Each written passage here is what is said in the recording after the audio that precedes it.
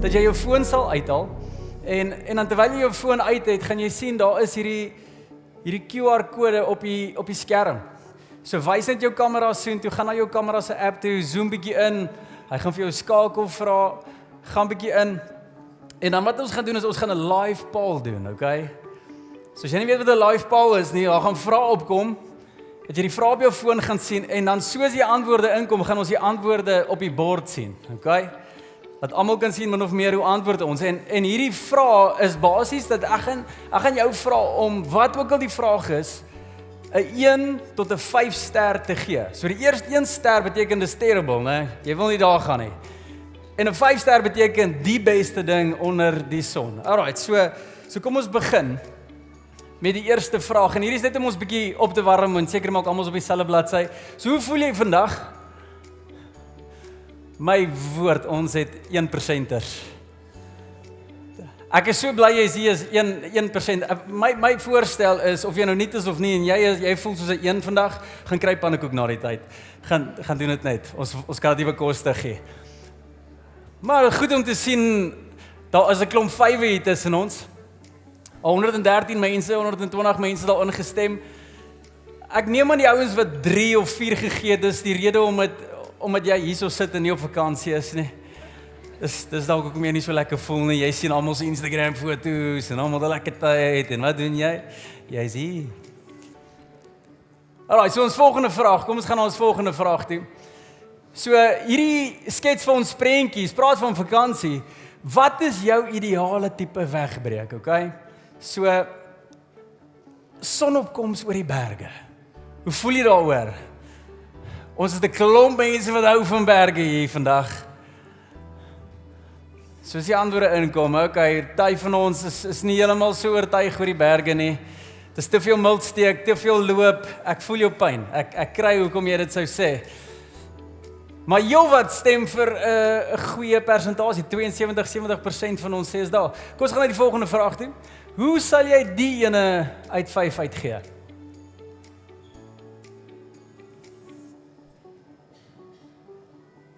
Volgende.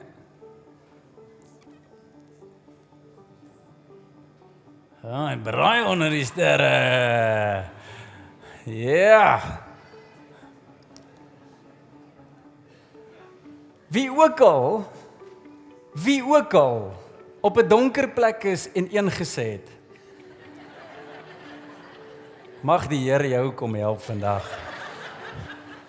My magtig, ek kan nie glo as iemand het. Ek weet nie wie jou vleis braai nie, maar moenie laat hulle dit weer doen nie. Dis net my raad aan jou. Volgende vraag, kom ons kyk hoeveel gee ons vir roomys op die strand. Hier's 'n paar mense wat hulle figure oppas sien, hulle beklei vir nommer 3 daar. Sê nee, ons kan nie nog 'n roomysie bekostig nie. Dis net ek en skaapvleis en slaai vandag. Maar wat is nog steeds oortuig, dit is 'n fantastiese idee. Alright, volgende vraag. Hoeveel gee jy langs rivierstrome met uitsigte? Dalk 'n visie braai, vuurtjie langs die rivier. Ons almal, maak nie saak wat die vraag was nie, sê nog steeds dit is heel waarskynlik die beste opsies om een van hierdie te gaan doen. Maar kom ons kom by die laaste een en is ook by vandag se reeks. Sê nou ons kon Paasfees opsit. En sê as ons Paasfees op 'n bord kan sit, hoeveel sal ons vir Paasfees gee? En hier's verskeie gevoelens sien ek. Daar het binne 'n paar mense 3 gesê en toe reverse hulle, daar's hulle weer terug. Dis interessant. Daar's een wat 1 ster sê, dankie dat julle dit kleurvol vir ons maak. Ons het so 'n bietjie blou dan ook, toe maar julle is ook weg. Verstaan die vraag heeltemal verkeerd. Interessant is dit nie. En hierdie is die naam van ons reeks vandag en die preek vandag, 1 ster Paasfees. En soos ons kan sien, by ver sal niemand in hierdie gebou sê, dis 'n 1 ster Paasfees nie. Hoe kan Paasfees 1 ster wees? Ek bedoel, ons herdenk vandag dan die grootste liefdesdaad onder die son. God wat nie net aarde toe gekom het nie, maar God wat die prys kom betaal het. Jesus wat gevloei het, dit is sy bloed gevloei het. Jesus wat dood gegaan het aan die kruis. En weens sy dood Het ons almal verhouding met die Here? Wie onder die son sal sê 1 ster Paasfees? Ek doen vandag selfs, kom daar oor die 2 biljoen mense bymekaar julle, om Goeie Vrydag te herdenk oor die wêreld. Dis nie 1 ster Paasfees nie. Dit is dan heelwat 5 ster, want kyk hoe baie mense ag dit as belangrik. Selfs mense wat op vakansie gaan, jaag kerk toe vandag om seker te maak hulle herdenk hierdie groot dag wat Jesus vir ons betaal het. Nou hoekom sal ons onder een oomblik sê 1 ster Paasfees? Is dit die wreedheid rondom dit? Want dit was nogal wreed.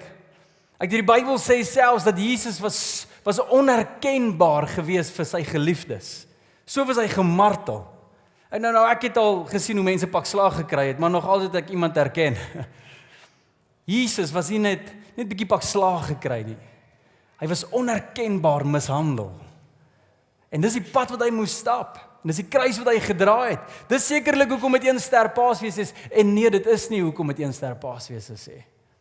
As jy self jou Bybel gaan optel, sal jy sien, daar's 'n vers in die Bybel waar 'n klomp mense sou sê, maar dis 1 ster Paasfees vir hierdie rede. En kom ons lees dit saam in Romeine 2, vers 23 tot 24. Ja, skryf Paulus, jy wat op God se wet beroem, jy beroof God van sy eer, deurdat jy self sy wet oortree. Geen wonder dat die skrif sê nie, julle veroorsaak dat God se naam onder die nie-Joodse nasies sleg gemaak word. Hier kom Paulus en hy maak dit so duidelik. Hy sê daar is nasies onder die son. Mense wat nie geassosieer word met God nie, mense wat nie hulle self assosieer as Christene nie, wat na die Christene kyk en sê, regtig, is dit wat 'n Christen is? Is dit waarin julle roem en sê, maar okay, Jesus het aan die kruis gesterf en julle lewens loop uit en dis hoe dit lyk? As dit die effek is van Jesus aan die kruis, wel dan gee ek Paasfees 'n 1 ster. En Paulus sê, daar's mense wat kyk na Christene, wat sê maar dankie Here, dankie vir die prys en sê maar as dit is hoe julle dankie lyk, wil ek niks met Christendom uit te waai nie. En daarom is Paasfees 1 ster. Dis nie noodwendig omdat daar 2 miljoen Christene vandag bymekaar kom om te herdenk. Dis mooi. Dit is nie die bloedvlekke wat deur die Via Dolorosa gelê het en Jesus wat gemartel is nie. Dis 'n mooi ding. Dis Jesus se liefde aan ons.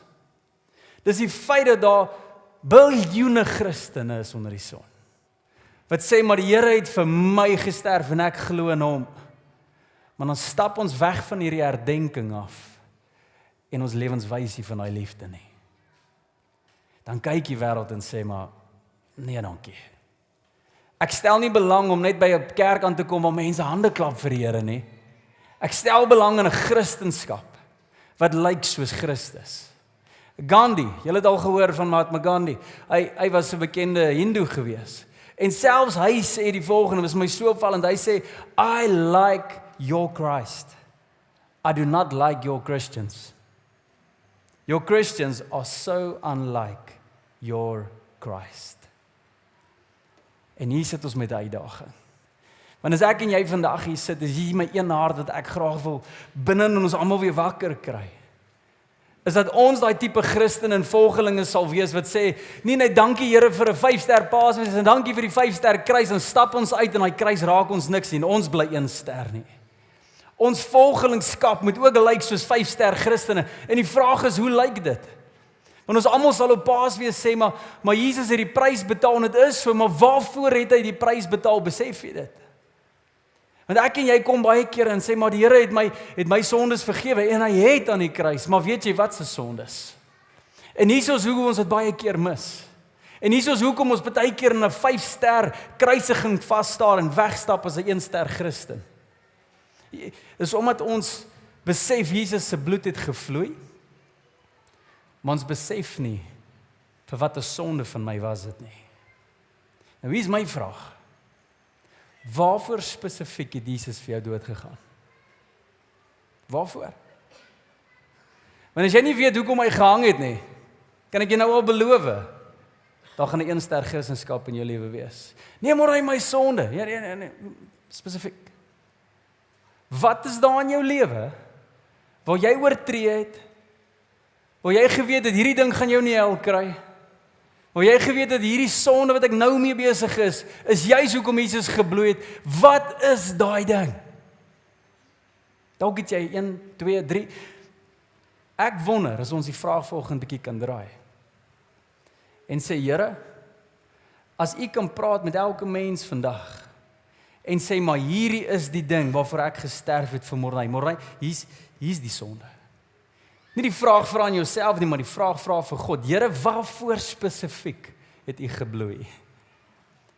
Die Here sal baie dinge kan uitlig in ons almal se lewens, en sê, hey, Piet, ek het gesterf vir daai ding. Piet, onthou jy laasweek, 2 weke terug?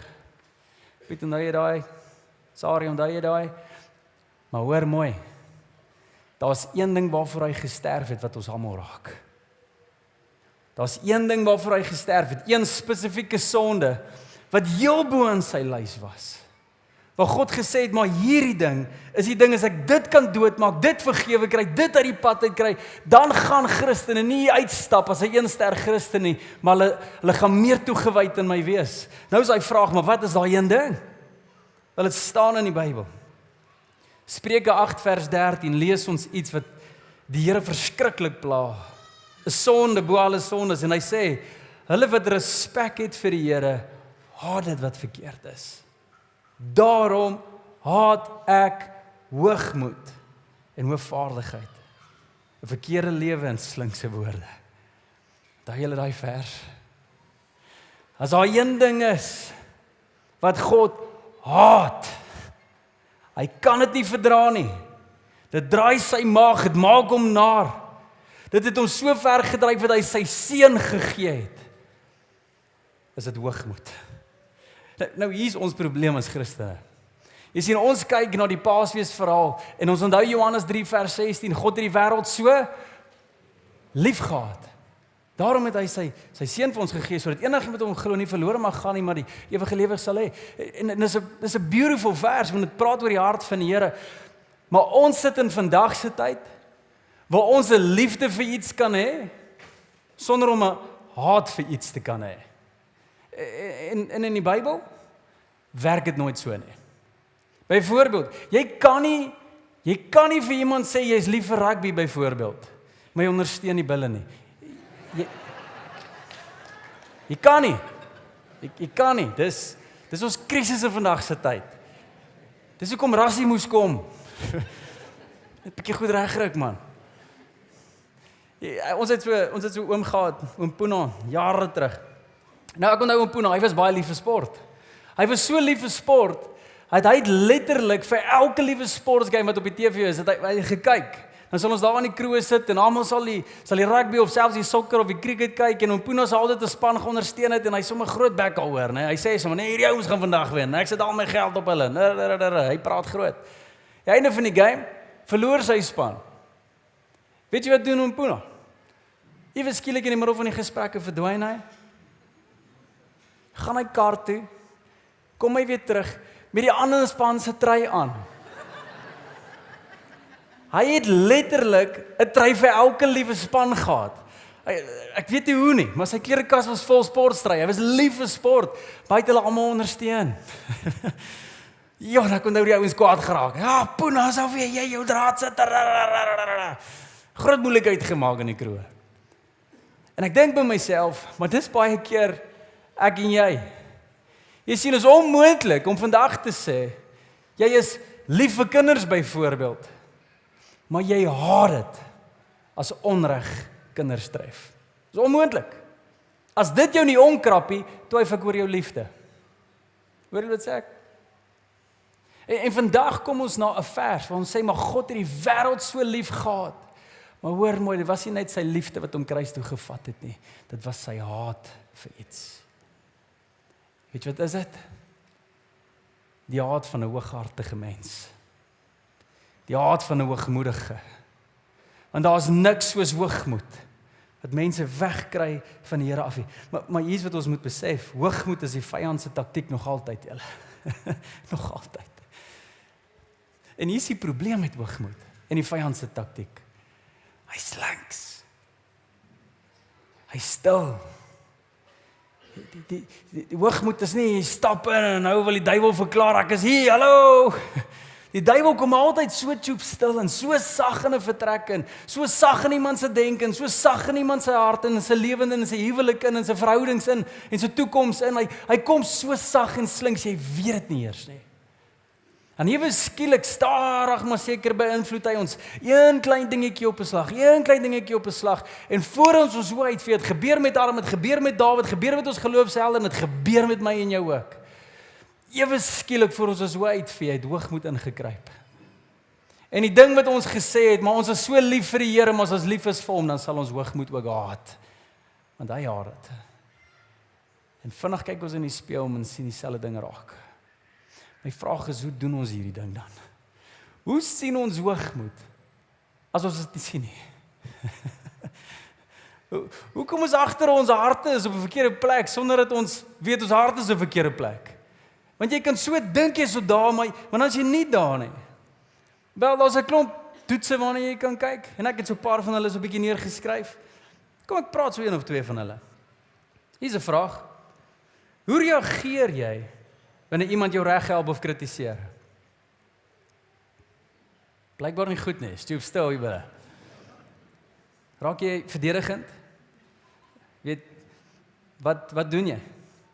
Wil jy hulle perspektief so 'n bietjie verander? Hier is nog een. Vind jy dit maklik om ander se sukses te vier? Self wanneer daai tye wanneer jy voel jy word misgekyk. Maak ander se sukses jou opgewonde. Of net jou eie.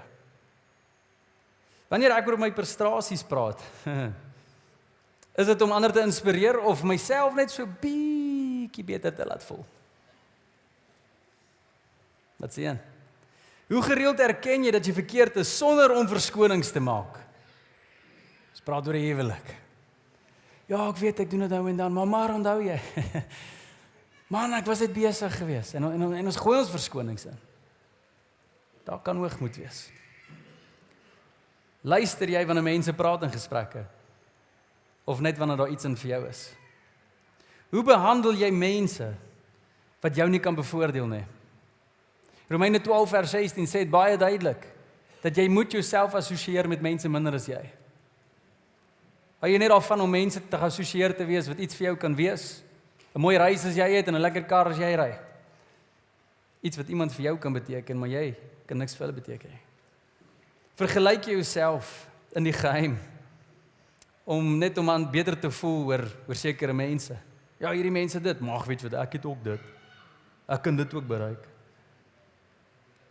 Is jy bereid om te dien op maniere wat selfs geen mens dit sien en geen erkenning jou kant toe kom nie? Kan jy jou lewe so gee? Wanneer jy sukses behaal, erken jy die rolspelers en selfs die Here se rol in jou sukses? Of skryf jy dit net toe in jou harde werk? Is jou eerste reaksie 'n dankgebed of yskoue bier om te vier? Soek jy terugvoer van ander om te verbeter in jou verhouding met God en in lewe? Of beskerm jy jou ego en sê ek sal self leer? Hierdie lys kan ons vir ewig aanhou.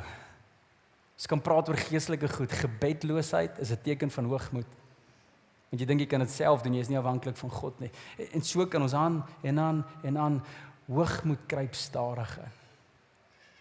My vraag is, wat doen die Here wanneer hy hoogmoed binne in ons lewens sien? Hoe wen die Here ons weer? Wel, daar's 3 maniere dat God nog altyd ons gehelp het met hierdie. Die eerste een is, hy bring ons die boodskap. Op een of ander manier sê God vir jou, hey, stop. Want jy sien, ek ken nie 'n ouer onder die son wat weet hulle kind is besig met 'n verkeerde ding wat die ouer haat en sy sal stil bly daaroor nie. 'n Ouer wat weet iets is gif vir hulle kind en hulle kind raak besig daarmee, daar's 'n ouer wat se stem dik raak. En so sê hy, stop hierdie. Ons het gepraat oor hierdie. Jy weet hoe gevaarlik hierdie is. Hou op soontoe karring. God sal op een of ander manier 'n boodskap vir jou bring, of dit nou 'n vers is, of dit nou 'n herinnering is in die middel van die dag, of dit nou geskryf is dalk in die wolke. God sal vir jou sê, stop met die. Hierdie is gif vir jou siel. Die tweede ding wat God sal doen is, hy sal 'n boodskapper stuur. As jy nie self wil hoor nie, raai wat sal hy doen? Hy sal iemand stuur en vir jou sê, hey, watch your heart. Pas op waantoe jy nou gaan.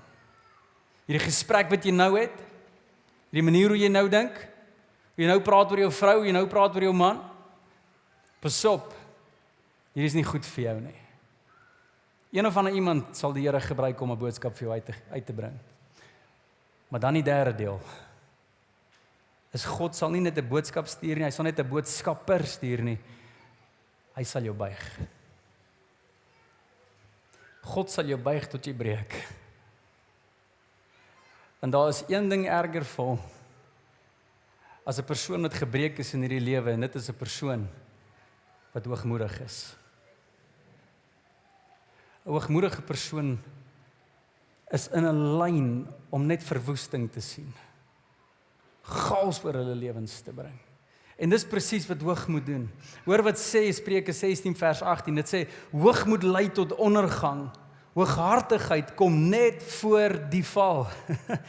Hierso sê dit so duidelik, dat God weet, enige stukkie hoogmoed in jou lewe, daar's net een pad vir hoogmoed, en dis ondergang.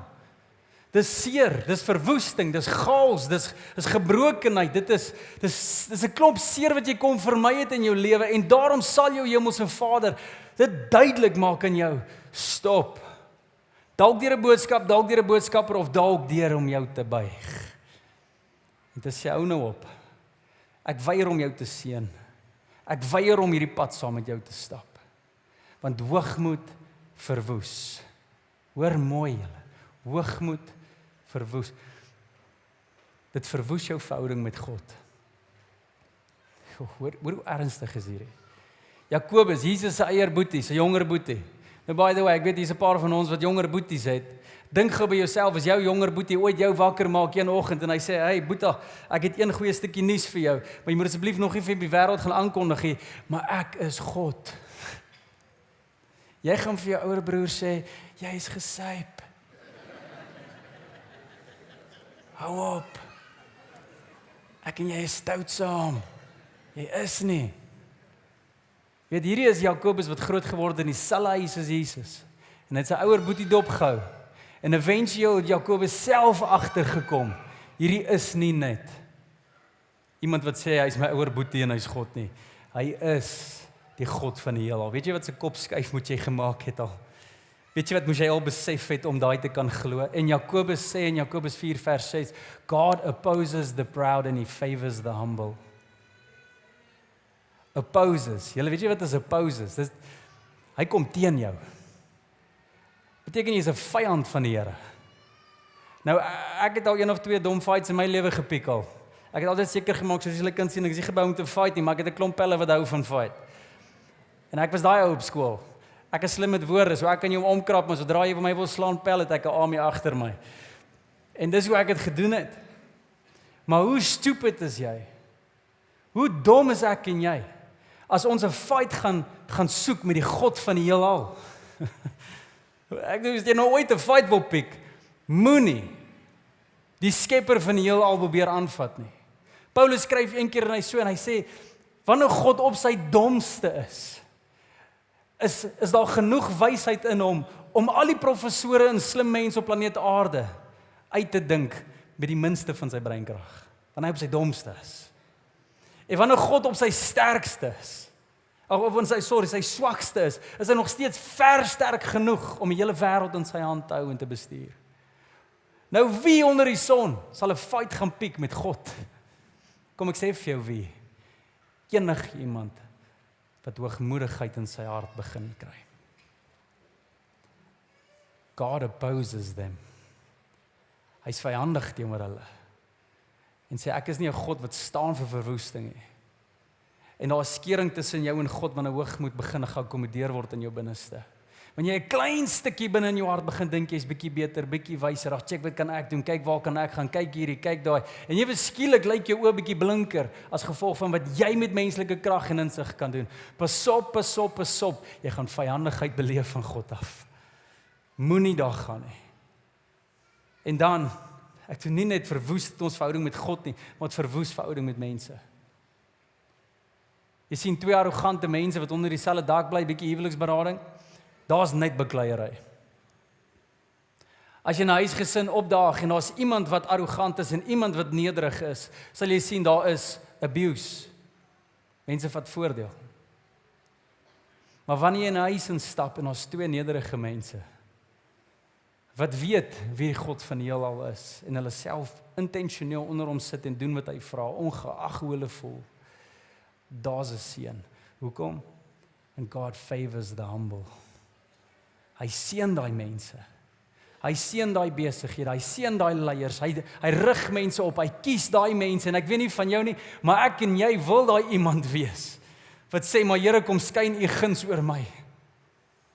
Here, mag dit goed gaan met my tot in al my dae, Here. Maar goedheid en guns my volg. Hoe kry ons dit? Deur net 'n gebedjie te sê? Nee. Deur uit te stap uit 'n 5-ster Paasfees belewenis en te sê, maar Here, nou minder vir myself, meer van U. Minder vir myself, meer van U. Dit verwoes toekoms, julle. Ek's mal oor hoe Spreuke skryf oor wysheid. Weet jy wat sê hy oor wysheid? Hy sê, hey jong manne, wees wys. Hy gee die opdrag van wysheid en weet jy hoe sê hy, bekom jy daai wysheid? Hy gaan sê, gaan kry dit net. God het wysheid gestrooi oral onder hierdie son. Hier sit hoeveel 100 mense hier vandag. Weet jy hoeveel wysheid is in hierdie gebou? Dinge wat God al vir elkeen kom wys het. En weet jy hoe gaan jy uit jou probleme dalk uitkom? Uit jou dwaasheid uitkom? En net deurbraak begin sien, deur net iemand te gaan groet en hulle te bevriend en bietjie tyd saam met hulle te spandeer. Maar baie keer is ons so hooghartig, ons is bang selfs om mense te vra. Ons eie selfbeeld staan aan die pad van goddelike wysheid. En hoor mooi, nie net sal dit jou verhouding met God verwoes nie, nie met jou verhouding met jou ouers en jou huweliksmaat en vriendskappe verwoes nie, maar dit sal jou toekoms verwoes, want jy sal dwaas bly. Hoogmoed draai God se maag. En wat doen ons hiermee? Wat doen ons wanneer daar hoogmoed begin inkruip? Daar's so 'n mooi gedeelte wat Jesus oor gepraat het. En ek lees dit vir ons in Lukas 18 vers 10 tot 14 wat sê, 2 mense het na die tempel toe gegaan om te bid. En hoor mooi, dit is selfs binne in die kerk, in aanbiddingsspasies waar hoogmoed kan inkruip. En hier is ons een van die voorbeelde. Die een was 'n fariseer en die ander een 'n tollenaar. Die fariseer het gaan staan en by homself gebid, o God, ek is dankbaar teenoor U dat ek nie soos die ander mense is nie. Diewe, onregverdiges, ontugtiges, of ook soos hierdie tollenaar. Ek vas 2 keer gedurende die week en ek gee 10de van alles wat ek verdien. Die tollenaar het op 'n afstand bly staan. En wou selfs nie na die hemel toe opkyk nie. Hy het vol skuldbesef op sy bors geslaan en gesê, o God, wees my sondaar genadig. Ek sê vir julle, sê Jesus nou, hierdie man, eerder as die eerste een, gaan huis toe as iemand wie se saak met God reg is. Elkeen wat homself verhef bo ander sal verneder word, maar hy wat homself nederig ag, sal verhoog word. En weer eens sê Jesus dit, hy kies kant teen die hoogmoediges en hy is vir die nederiges. Maar hoe interessant in die kerk. En hier is my wêreld. Daar's min dinge wat my so omkrap. Soos wanneer ek my foon oopmaak en ek lees nuusberigte van 'n kerk wat weer val. Daar's min dinge wat my so hartseer maak, soos 'n kerk se deure wat weer toemaak. Weet julle hoekom? Want daar's net een ding wat ingekruip het. Dis hoogmoed. Die feit dat God se seën nie meer bestaan in daai kerk nie, is as gevolg van die leier of die raad of geestelike mense wat gekom het kerk toe, nie om te sê, Here, dankie, dat U in my as 'n sondaar dink nie. Maar iewerste het hoogmoed ingekruip dat ons vieslike gebede kan bid soos daai. Sê, ag Here, ek is so geseënd want nog al my dae ken ek U.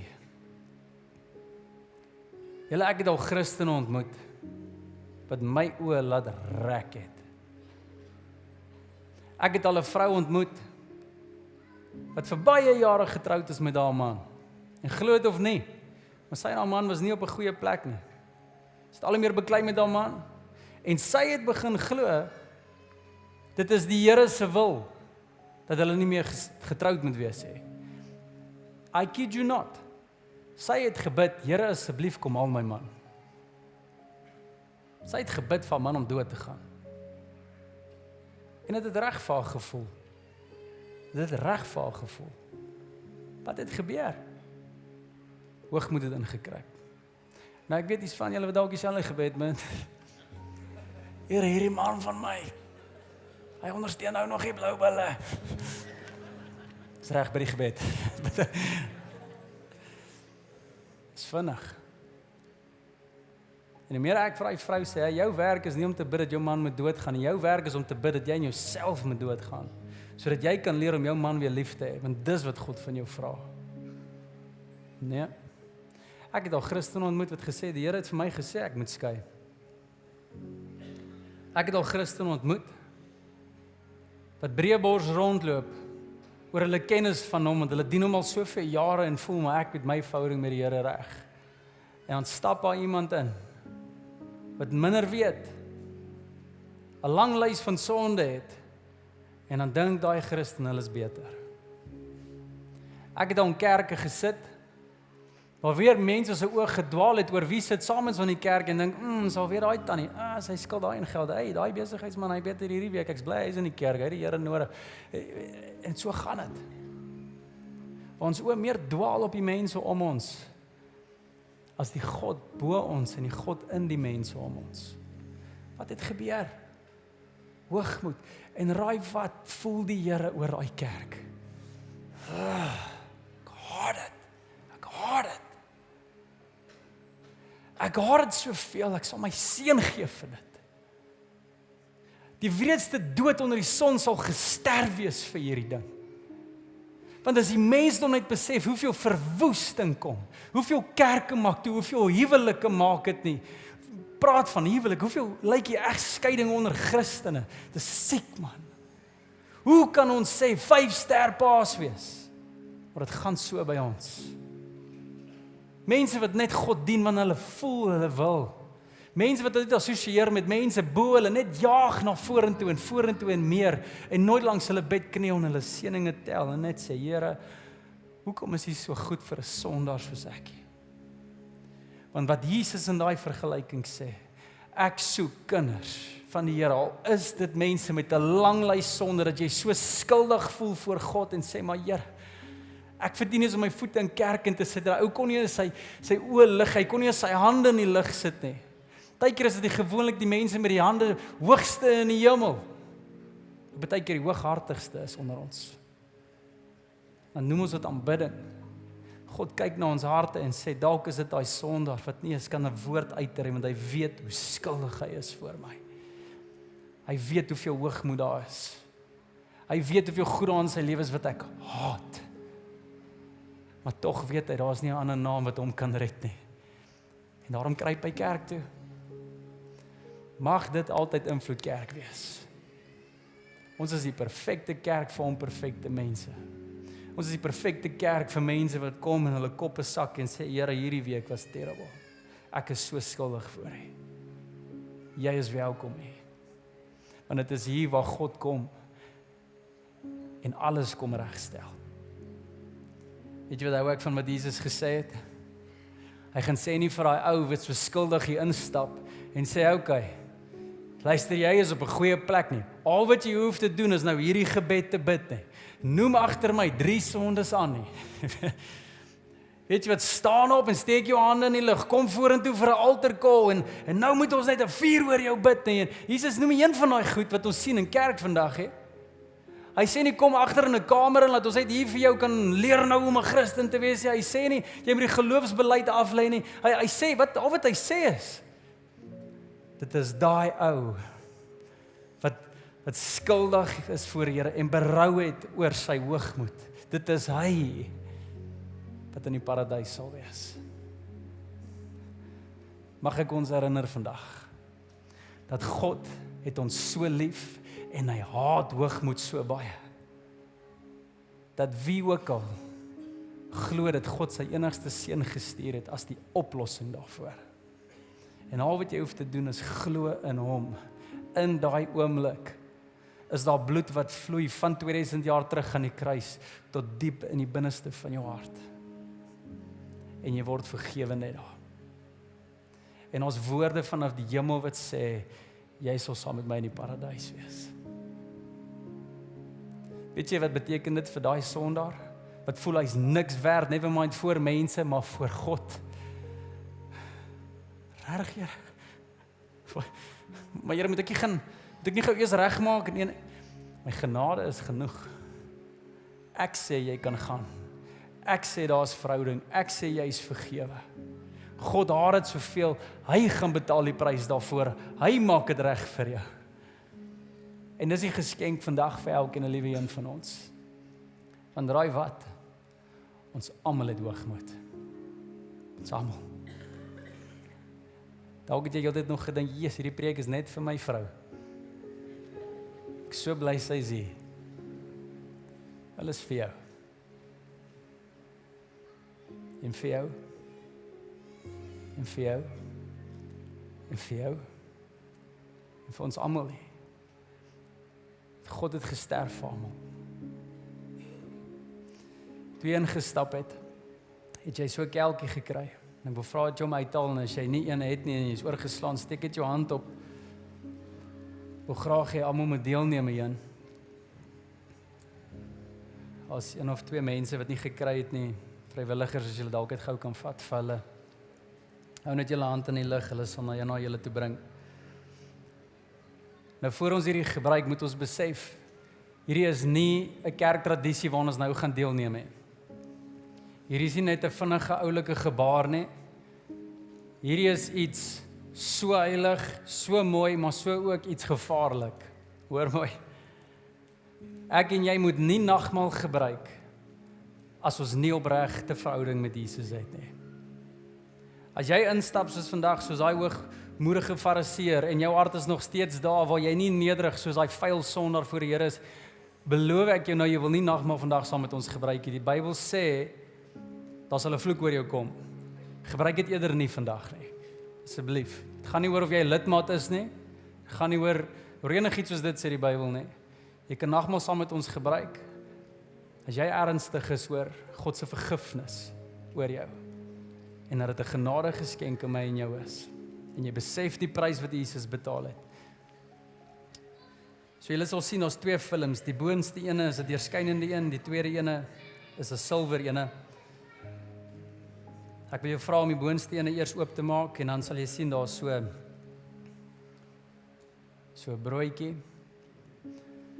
Nou Jesus het gesê, sy instelling, nie my en jou nie, nie 'n kerk se nie, dat wanneer julle die broodjie gebruik, dink aan my liggaam wat gebreek het. En vandag wil ek vir julle sê, dink aan Jesus wat gebreek het. Jesus sal 'n boodskapper stuur of 'n boodskapper stuur en hy sal jou buig, hy sal jou breek. Raai wie het God gestuur om gebreek te word namens ons? Hier.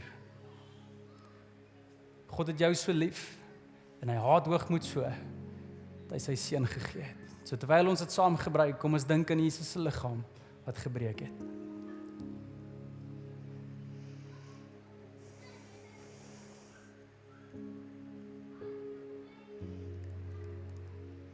En dan trek die tweede film ook oop.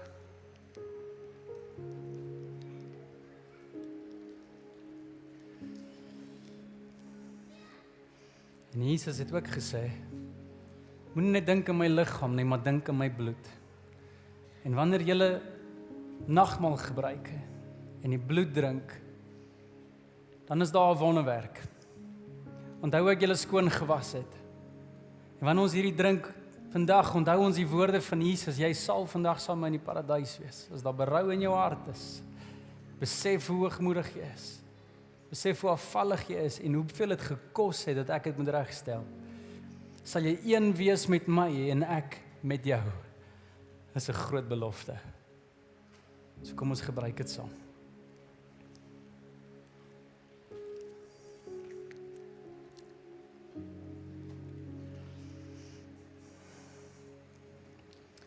Hemelse Vader, so baie dankie Here, dat U liefde geken word, nie net in hoe lief U het nie, maar ook hoe sterk U haat, Here. En dat ons vandag hier kan wees, Here, en net weer terugdink aan die kruis. En Here, daar was soveel hoogmoed prentjies om U. Jesus, soos U die pad nederig stap en gehoorsaam stap, is daar net hoogmoed om U. Mense met hoogmoed wat 'n doringkroon op U kop druk, Here, dat die bloed vloei. Dat U gegeesel is, geslaan is, gespoeg is, gespot is, kaal uitgetrek is, deur hoogmoediges, 'n bord bo U kop en sê, maar hier's die Jode se koning. Red Uself van die kruis af, as U dan so kragtig is. Die mensdom besef nie eers dat ons die God van die heelal kruisig nie. En Here, hoe waar is dit nie net vir 2000 jaar terug nie, maar vir vandag. Dat ons baie keer kom om te herdenk en ons dink aan Paasfees. Maar dit is ons wat U op daai kruis gesit het, Here. Dis ons hoogmoed, dis ons hoogvaardigheid. Dis ons skerp taal, dis ons beterwetendheid, dit is ons manier van lewe. Dis ons wat rondloop en sê, maar dankie Here in 'n 5-ster manier, maar ons loop uit en ons lewens getuig van 'n 1-ster Paasfees en die wêreld sien dit. Die wêreld sien dit dalk soveel so dat mense sê, maar ek wil niks daarmee te doen hê nie. Hier's dalk van ons wat so groot geword het in so 'n huis, Here. En hulle ouers gesien het hierdie 1-ster Christendom leef. En Sondag lyk dit 5-ster, Maandag lyk dit 1-ster. En gesê het, maar as dit is wat Christendom is, wil ek niks daarmee te doen hê nie. Hemelse Vader, wys hulle net weer. Dit gaan oor genade. Dit gaan oor God wat vergewe. Daar was mense wat eers 'n aardbewing om die kruis moes voel, toe Jesus dood gegaan het, voor hulle oë oop gegaan het en gesê het, maar joh, hierdie was die seun van die mens. En vandag, Here, staar ons vas aan die kruis, deur die daad en die herinnering van die nagmaal. En ons sê, maar dit was die seun van God. U die prys betaal.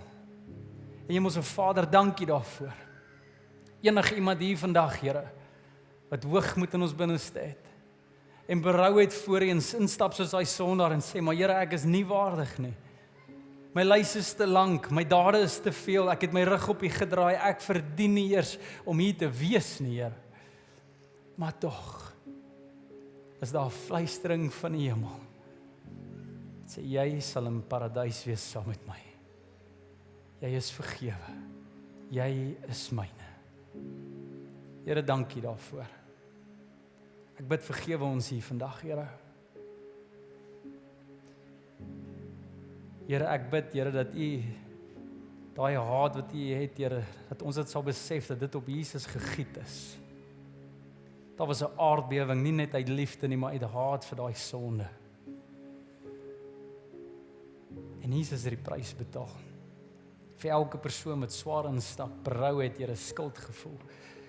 Mag hulle nou weet, maar weet, hulle saak met God is herstel. Here, mag Paasfees naby kom. En mag ons die uitstap vandag, Here, en net nader aan 'n 5-ster Paasfees leef. Aan dit by die werk kom, mag ons harte nederig wees. Mag ons nooit dink ons is beter as ander nie, Here. Mag ons stadig wees met mense, mag ons genade hê met mense. Mag ons onthou wie ons is voor U. Mag ons besef hoe klein ons is, Here. Hemelse Vader, kom vergewe ons. En ons bid dit en ons dank U, Here, daarvoor. In Jesus Christus se naam. Ons almal sê saam, amen en amen en amen.